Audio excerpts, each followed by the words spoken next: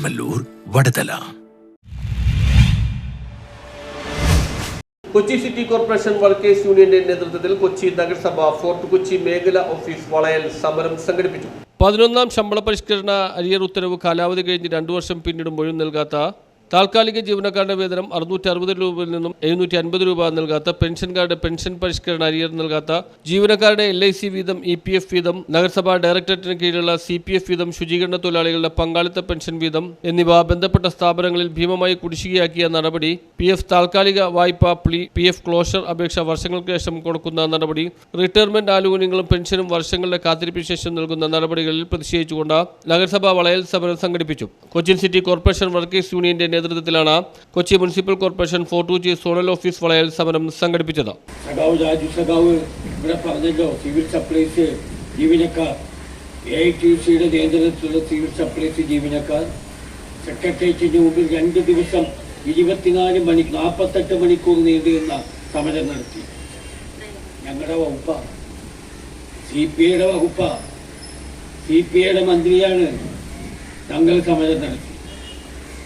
Housing ബോർഡിലെ security തൊഴിലാളികൾ, അതിന്റെ ചെയർമാൻ ഞങ്ങളുടെ പാർട്ടിയുടെ സംസ്ഥാന അസിസ്റ്റന്റ് സെക്രട്ടറിയാണ്. സമരം AITC സംസ്ഥാന വൈസ് പ്രസിഡന്റ് P. രാജു ഉദ്ഘാടനം ചെയ്തു. EPF ലോൺ എടുത്താൽ തിരിച്ചു പിടിക്കും, അത് കമ്പനി ഉടമസ്ഥന്മാർ പിരിച്ചെടുക്കും, അവിടെ അടയ്ക്കില്ല. LIC വായ്പ എടുത്ത തുക തിരിച്ചു പിടിക്കും, അവിടെ അടയ്ക്കില്ല. ചോദിച്ചാൽ പിരിച്ചുവിടും. ഞങ്ങൾ ചോദിക്കുക മാത്രമല്ല, അടപ്പിക്കാൻ തയ്യാറായിരിക്കുക മുന്നോട്ട് വരികയാണ്. പൈസ അടയ്ക്കാതെ ഈ ഇത്തരം സമരഭൂമിയിൽ നിന്ന് പിന്മാറാൻ ഉദ്ദേശിക്കുന്നില്ല. ഞങ്ങളുടെ പൈസയാണ്, ഞങ്ങൾ വായ്പ എടുത്തു, ഞങ്ങൾ അധ്വാനിച്ചു, അതിൽ നിന്നുള്ള പൈസയാണ് ഞങ്ങൾക്ക് വേണ്ടി പിടിച്ചിട്ടുള്ളത്, ഞങ്ങൾ തിരിച്ചടച്ചിട്ടുള്ളത്. ആ തിരിച്ചടവിടെ വരുത്തണ്ടേ? നമുക്കൊരു അപകടം സംഭവിച്ചാലോ LICയെ സമീപിക്കാൻ പറ്റുമോ? കാരണം നമ്മൾ കുടിശ്ശികക്കാരാണ്. യൂണിയൻ പ്രസിഡന്റ് KB ഹനീഫ് അധ്യക്ഷത വഹിച്ചു. K. സുരേഷ് മുഖ്യ പ്രഭാഷണം നടത്തി. Kumbalan Rajappan, Zacharia Fernandes, VP Thaha, MD Antony, K.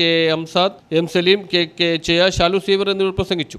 അത് നമ്മൾ വരുന്ന കാലങ്ങളിൽ നടത്തുന്ന വലിയ പോരാട്ടത്തിന് നാന്ദി കുറിക്കും.